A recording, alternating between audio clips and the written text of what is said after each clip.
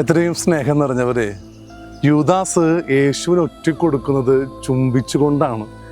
നമുക്കറിയാം, ഈ ചുംബനം എന്ന് പറയുന്നത് ഒരു വ്യക്തിക്ക് മറ്റൊരു വ്യക്തിയോട് സ്നേഹം കാണിക്കാനുള്ള ഒരു സ്നേഹത്തിൻ്റെ അടയാളമാണ്. യൂദാസ് അതൊരു ചതിയുടെ അടയാളമാക്കി മാറ്റുകയാണ്.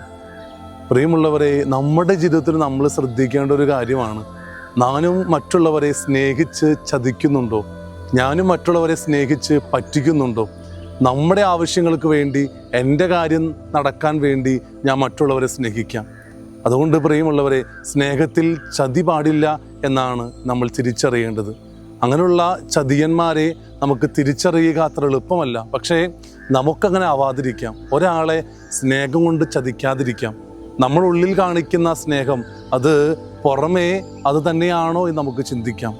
നമ്മുടെ ഉള്ളിൽ സ്നേഹമാണെങ്കിൽ നമുക്ക് ആ സ്നേഹത്തിൽ ഒരിക്കൽ പോലും ചതി കടന്നു വരികയില്ല. അതുകൊണ്ട് പ്രിയമുള്ളവരെ, സ്നേഹിച്ച് നമുക്ക് ഒരുത്തനെ ചതിക്കാതിരിക്കാം. കാരണം നമ്മൾക്ക് ഇപ്പോൾ കാണുന്ന സിനിമകൾ ഏറ്റവും വലിയ ട്വിസ്റ്റ് എന്ന് പറഞ്ഞാൽ തൻ്റെ അടുത്ത് നിൽക്കുന്നവർ ചതിക്കുക എന്നുള്ളതാണ്. കാരണം നമ്മൾ ഒരിക്കലും പ്രതീക്ഷിക്കില്ല സിനിമയിൽ പോലും ആ ഒരു ട്വിസ്റ്റ്. അതുകൊണ്ട് പ്രിയമുള്ളവരെ, നമ്മളാണെങ്കിൽ പോലും നമ്മുടെ കൂടെ നിൽക്കുന്നൊരു ചതിക്കുമുണ്ടാകുന്നൊരു വേദനയുണ്ട്. നമ്മൾക്ക് അങ്ങനെ ആവാതിരിക്കാം. നമ്മളെ സ്നേഹിക്കുന്നവരെ ഒരിക്കലും ചതിക്കാതിരിക്കാം. അത് നിങ്ങൾക്ക് സാധിക്കട്ടെ.